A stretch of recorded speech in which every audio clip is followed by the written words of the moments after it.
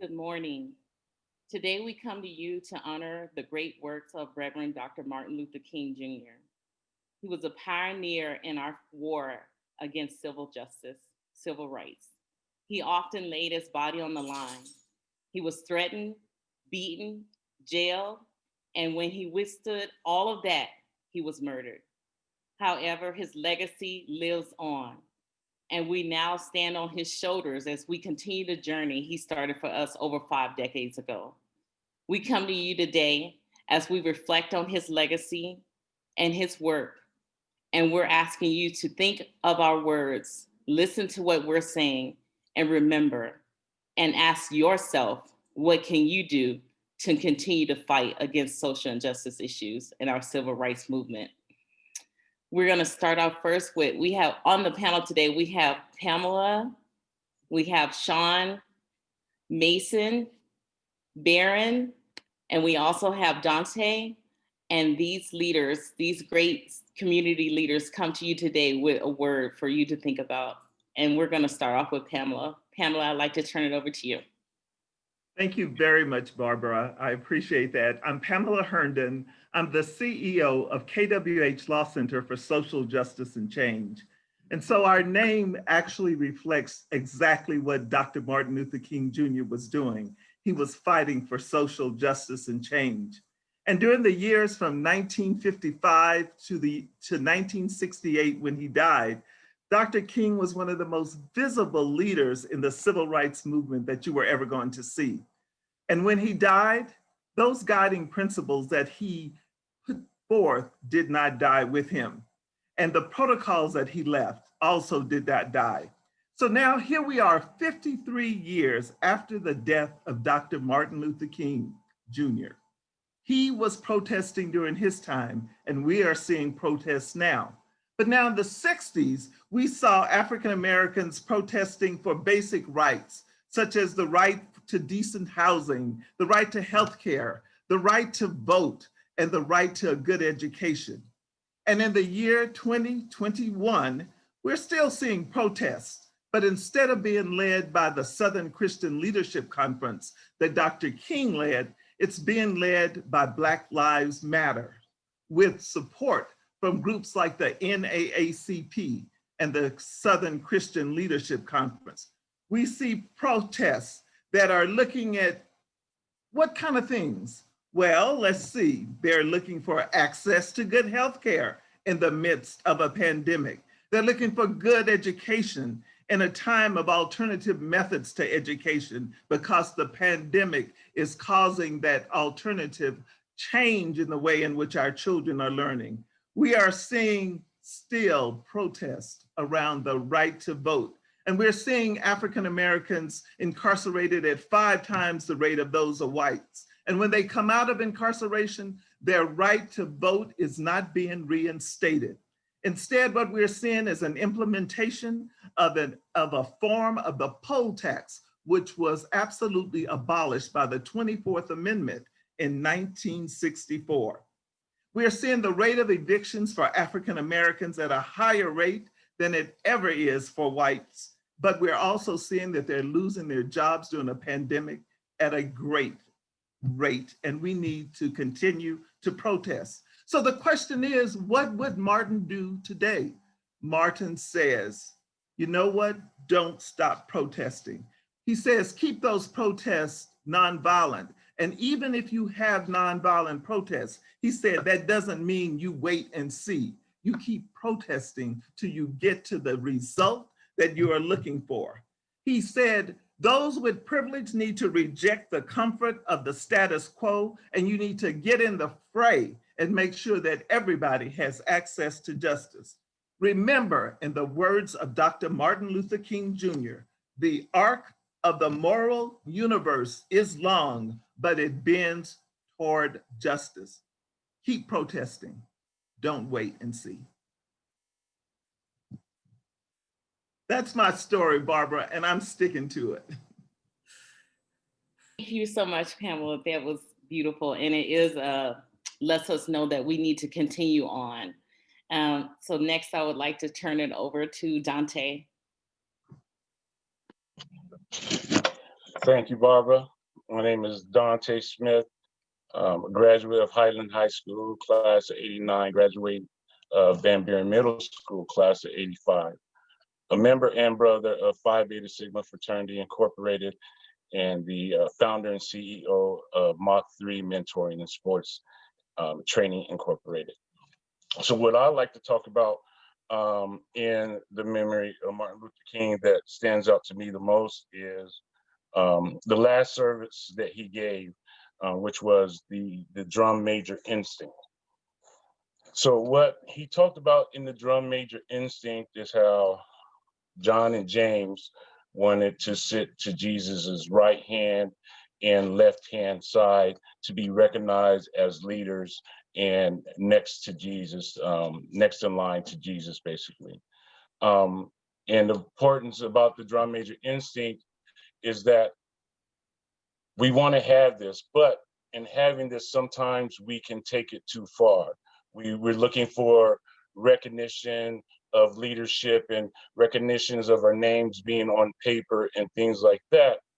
And because of that, Martin Luther King talked about how the biggest prejudice because of the drum major instinct is the racial prejudice, what he called man's inequality to man. Now, we see that still today, but instead of it being the drum major instinct, is something I call the 25-cent theory.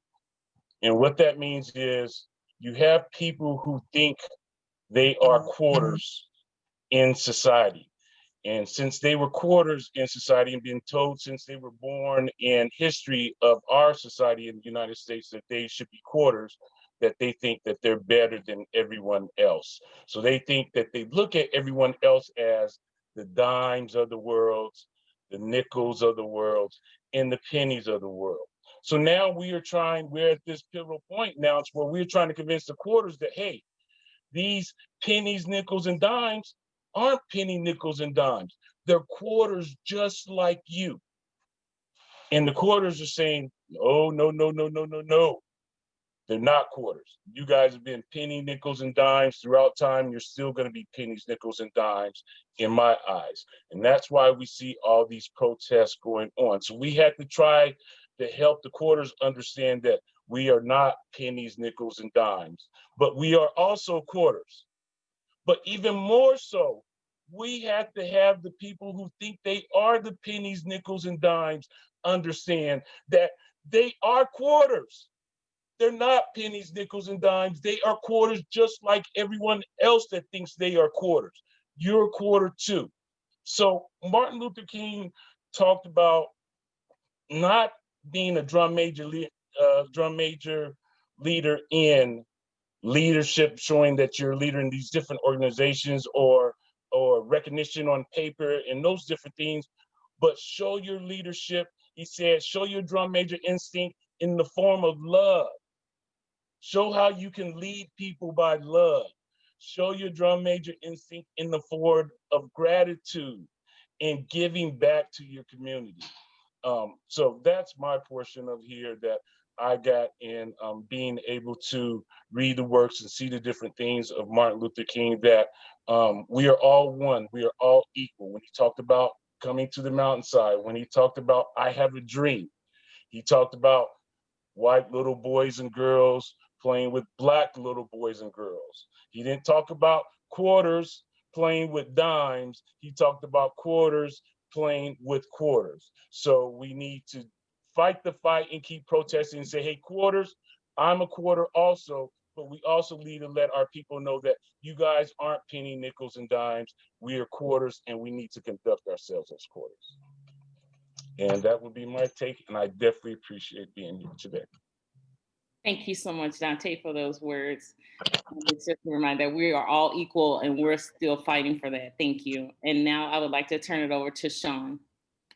Hi, everyone. Thank you very much. It's a privilege to be here with all of you today and to be sharing. I'm Sean Cardinalli of Truth to Power, New Mexico, and I'm also a member of the African American Catholic community of the Archdiocese of Santa Fe.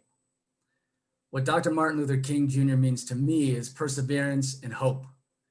He was a man who spoke eloquently and directly to our ability to be humane in inhumane circumstances. Early on in Birmingham jail, he fostered the ethos that taking direct action for equality would create such a crisis and foster such a tension that a community which has constantly refused to negotiate would be forced to confront the issues of the day, namely American racism and white supremacy. Obviously, this still holds true today. Dr. King's hope was evident in his love of God and of heeding Jesus's golden rule that we treat one another like we want to be treated. And it's Dr. King's perseverance which lent his hope even more weight and more strength.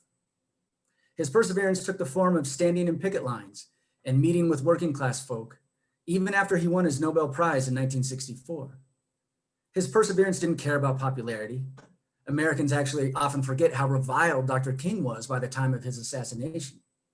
The very media which had helped reveal to the world the shocking images of Jim Crow's segregation and degradation turned on Dr. King in his last few years when he worked for an even broader application of his principles.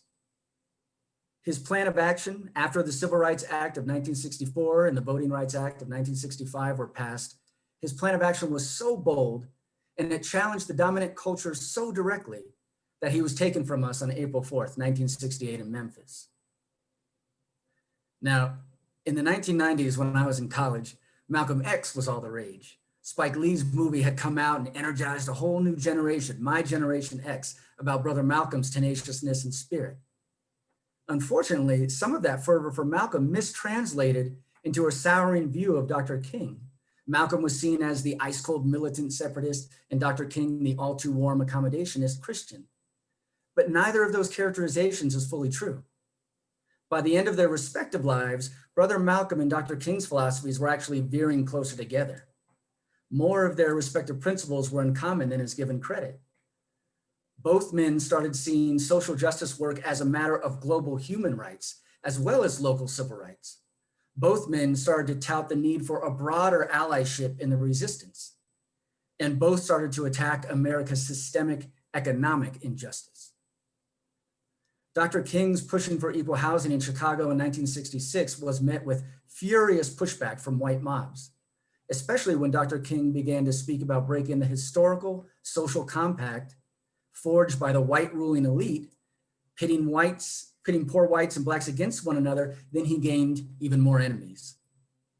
He spoke of housing fairness, a guaranteed living wage, better healthcare services, and a viable, well-funded, universal education system.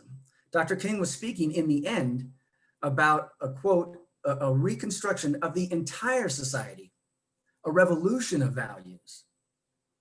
Dr. King was not the quiet, accommodating man he's often made out to be. He's certainly no conservative icon, which some media has tried to portray him as recently. His work and his words, from the letter from Birmingham jail to Beyond Vietnam, to Where Do We Go From Here, and finally, I've Been to the Mountaintop, all include searing indictments of America's racist past, its inequitable, unsustainable present, and warned of a dire future if Black folks and other disenfranchised Americans are not afforded the rights we deserve and are not treated as the human beings that we are. It would be a dire future, he warned. So Dr. King shook up the socio-political foundation. I invite people of all ages and colors to reread his still radical work, which exposed class as well as race concerns, which was staunchly anti-war, which argued for a guaranteed income, and which pushed for a social paradigm for a social paradigm with global implications. They didn't take him from us because he was soft, but because he dared to hope and persevered in his quest for justice and equity. Despite our obvious obstacles today, I still have hope, and I still see his perseverance as a model of sustained moral outrage and action. Dr. King finally once said, "There is a certain kind of fire that no water could put out." That's the essence of his perseverance and his hope. Dr. King insisted over and over again that Black lives matter and that we Black Americans be treated as the children of God we are. And that's what I have to share for today. Thank you so much, Sean, for those powerful words. And it's good to remember too that Dr. King was not we cannot place him in the box, like you said. He was more than just what the media tries to portray him as today, and I appreciate you bringing that to light. Next, we would like to turn it over to Barron. So thank you all. As usual, when I get ready to speak in front of a group of folks, I'm a little bit nervous. My name is Barron Jones. I'm a policy strategist with the ACLU of New Mexico. I come to this work after, sort of experiencing a lot of things that many folks on the call have touched on, right? The racist criminal legal system, and prior to my work on criminal legal system reform, I spent several years incarcerated, several years in and out of prisons and jails, and I think my last trip in prison where I took hold of reading, right? I got to reading, and it was reading Dr. Martin Luther King's "I Have a Dream" speech and letters from the Birmingham jail that sort of served as an epiphany for me that I needed to do something different in my life, right? The uprisings we've seen this past summer and spring, speaking out to police brutality, is just similar to the same thing that was going on in my hometown in Detroit in the 70s, right? People were sort of sick of that. And when we look at the numbers in our criminal legal system and some of the social ills that African Americans have to navigate here in New Mexico and all across the nation, nothing has changed, right?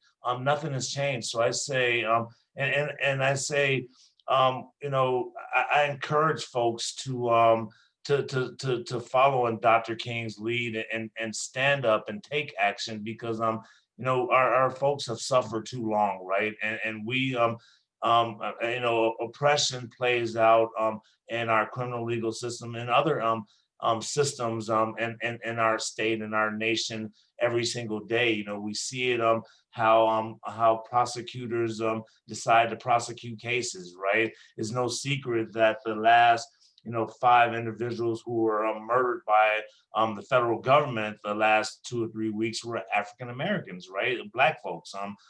So I think that we just need to sort of continue to stand up and remember that and Dr. King's legacy, it's a powerful legacy that keeps giving to us, right? It keeps giving to us. It's something that should motivate us and for generations and generations to come, especially since our folks really are still suffering and navigate racist policies and practices throughout the nation, and not just here in New Mexico. So I just want to encourage everyone, thank the speakers, because you all you lift me up so good, and I feel like I'm a little bit underprepared, but I do just want to harp on, we need to put the end to the stuff that we see in the back, the back of my picture there, the sort of the racist tropes that sort of place other folks above one another, and really fight for equity and equality in all our systems, and follow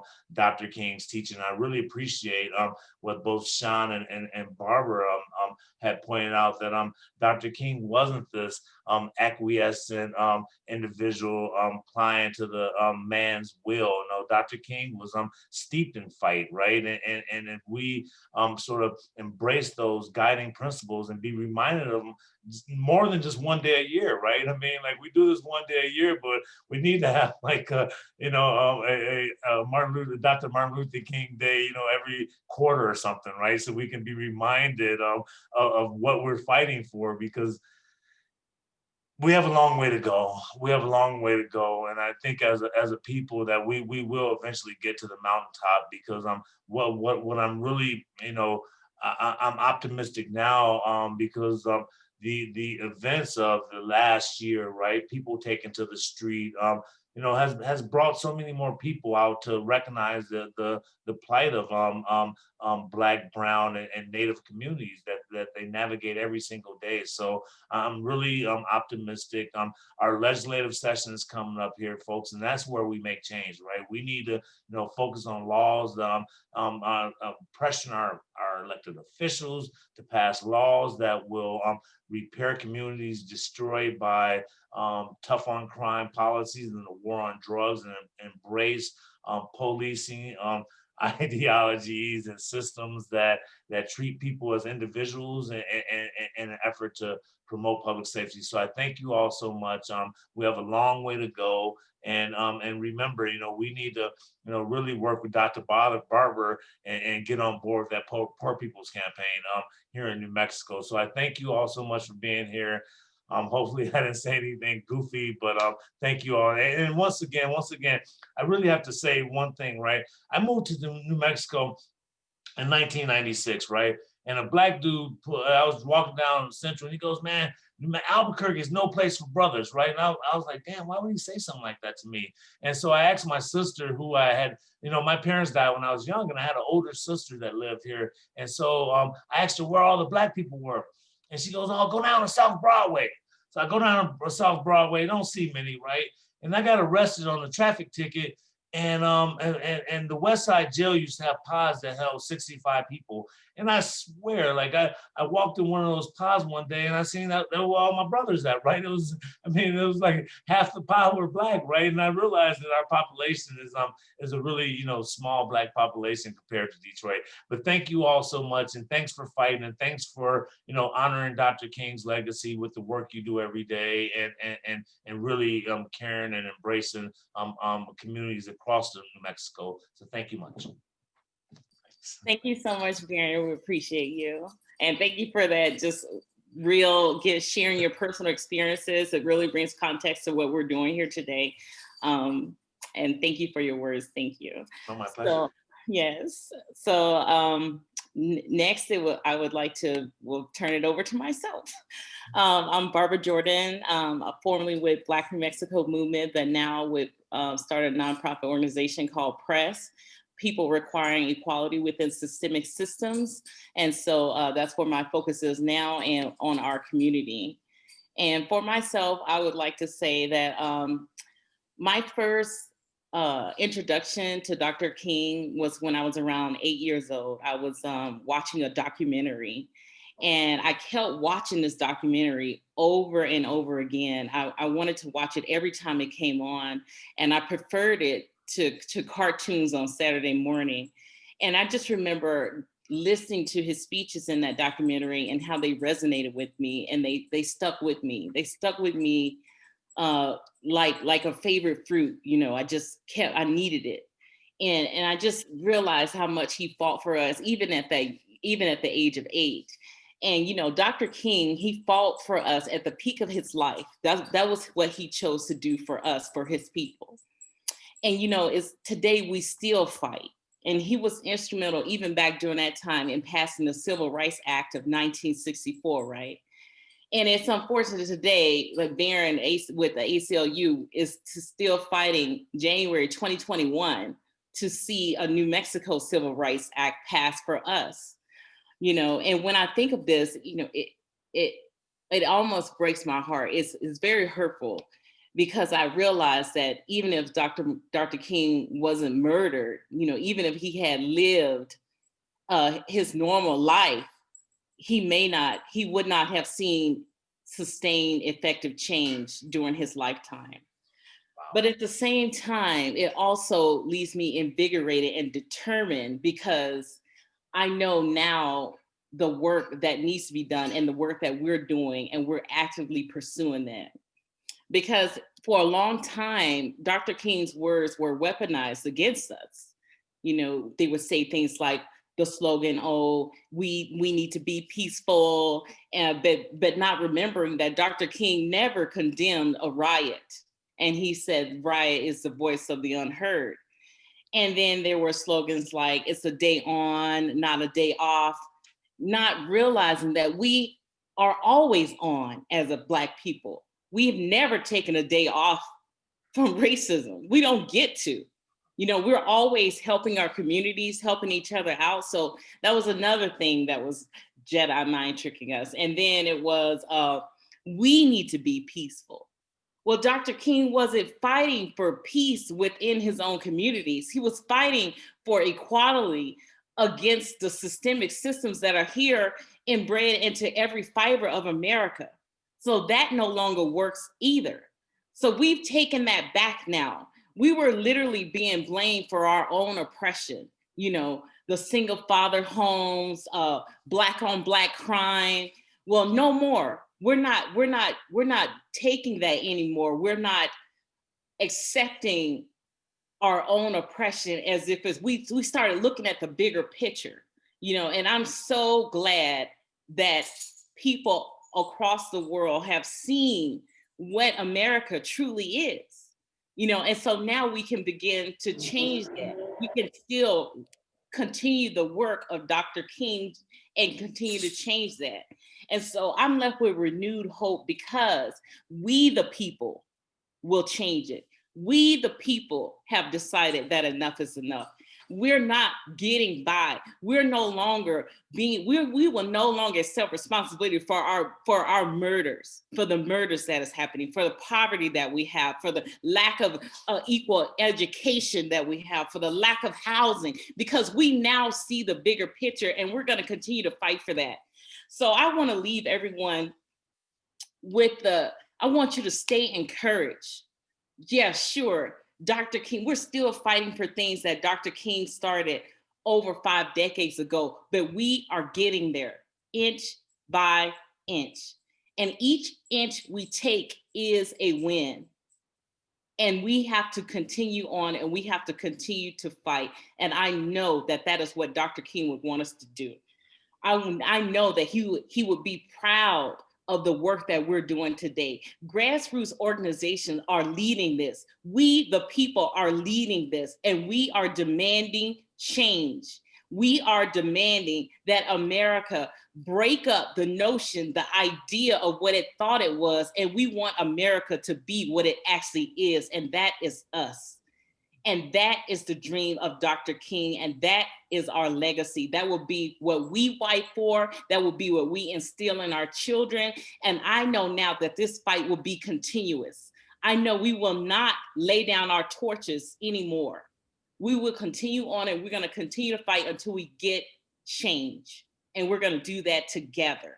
So I would like for all grassroots organizations to remember these words that are being spoken today, and remember that we are stronger together and that we need to come together to fight against systemic racism and make the change that Dr. King so desperately wanted to see during his lifetime. Thank you so much. Thank And you, with, Barb. yes, That thank you. was rousing. Yeah, I wanted to say 2 things to you since you were commenting on everybody else, but thank you for reminding us that we don't get a day off from racism. Yes. And really emphasizing the grassroots nature of it, that it is we, the people, coming together to affect this change and can encourage more and more people to come join and really shift the American societal paradigm. So thank you very much. And now I'll let you go back to your thing, but that was amazing. Thank you. Thank you so much, Sean. Thank you for your words. And now I would like to turn it over to our amazing Mason. Thank you so much, Mason, for being here. Thank you guys for having me. Wow, that is a hard act to follow. So I'm Mason Graham. I'm the Special Projects Lead for the local nonprofit New Mexico Black Leadership Council and the New Mexico Black Voters Collaborative. And I'm just so happy to be here with you guys, Barbara, Sean, Pamela, Barron, Dante. You know, I recognize all the hard work that you guys have been doing. Throughout the past year, we've gotten to work together quite a few times. And really, just like you said, Barbara, you know, it takes a lot of grassroots organizations to work together to fight for this bigger cause. And I think that the words and the philosophies of Dr. King ring so much more true than ever before. And part of my job for New Mexico Black Leadership Council is working towards the equality and representation for the Black and person of color communities here in New Mexico. And it wasn't until the summer protests of 2020, following the death of George Floyd and Breonna Taylor, that I think for the first time, I found myself standing next to individuals of all colors, races, backgrounds, and origins. And we were gathering and mourning and marching together. And most of them young people like myself, and I can't speak for everyone, but I know that so many of them were probably thinking back to Dr. King and the ideas and beliefs that he held. And when I think of Dr. King, a number of things come to mind. A lot of them are the typical things like him atop of the Lincoln Memorial giving his famous I Have a Dream speech, or when he marched into Selma, Alabama on what would eventually be Bloody Sunday, and specifically his commitment to the civil rights movement, like as he wrote in his letters from Birmingham jail. But what rattles around in the back of my mind is that during all this time, my grandfather, a Black man from South Bend, Indiana, was turning around roughly 40, and he had witnessed and experienced all of these things that Dr. King was marching and fighting for the future of the freedoms of his children and his grandchildren. And in 2021, his grandson is still marching and fighting for the freedoms that Dr. King marched and bled for. And now we're entering into a new era of change, and it's our responsibility to ensure that our history is not just a continuation of what we've seen in the past, but it has to be real progress. And Dr. King said, "We are not makers of history, we are made by history." So this work that we do today is not only for Black and brown people, but all people. And it will become the history that we tell our children and they tell their children. And so because of Dr. King, I've been really blessed to share space with people that my grandfather never would have been able to. And I've been given the opportunity to speak up for my community and have my voice heard as a young Black man in a country where it's historically catered to the needs of the majority. But unfortunately, years after his death, we still live and operate in a country where people aren't entirely free, and we are definitely not entirely equal. And I also believe that if Dr. King were here today, he wouldn't be surprised to discover that despite many changes and improvements to civil rights, we still live in a world where minorities earn less money at their jobs, have less access to education and healthcare, we experience the highest rates of mental illness, and as we've just all experienced, are more susceptible to socioeconomic disruptions that have the greatest impact on our communities. And although these things may be true, it's our job to ensure that we never succumb to the temptation of bitterness, which is something else he also said. Dr. King said, "Oppressed people cannot remain oppressed forever. Their yearning for freedom eventually manifests itself." And I think in 2021, we're witnessing that manifestation. We have more representation of Black and brown men and women in New Mexico than ever before. We have resources to solve these disparities in our communities. And because we're more connected than ever, our ideas, our injustices, our triumphs, and our trials can be seen, heard, and recognized by the people that need to see and hear. So I'm here to honor Dr. King and recognize this pursuit that we as Black people in America deserve a free and equal standard of life, just like everybody else. So it's our turn and our responsibility to ensure that the movement never loses its momentum. Thank you. Thank you so much, Mason. That's those words that we need to remember and hold dear to our hearts. I would like to thank the entire panel for being here today and expressing your views of Dr. Martin Luther King Jr. and what his legacy meant to each and every one of you. On this panel, there is so much wisdom, and I just am so happy to share space with each one of you guys and that we're here today. And I just want our audience to take with them the words that we have said here today and to think about where do we go from here? What do you plan on doing to help in the fight that Dr. Martin Luther King Jr. started for us so long ago? There's still so much work to be done. As Barron said, at the mountain, are we going to get to the mountaintop? I feel like we're there. I feel like now we have to dig in, pitch our tents, and stay the course. And so that's what I want everyone to do. I want you to be encouraged. I want you to stay the course. And again, I would like to thank everyone here today. And as we celebrate this day, as you continue on about your day for Dr. Martin Luther King Jr., just do some reflecting and know that we are still here, that we are still fighting, that we will get there and we will win. Thank you so much for being here with us. Goodbye, everyone. Barbara, thank you, everybody. Have a wonderful day.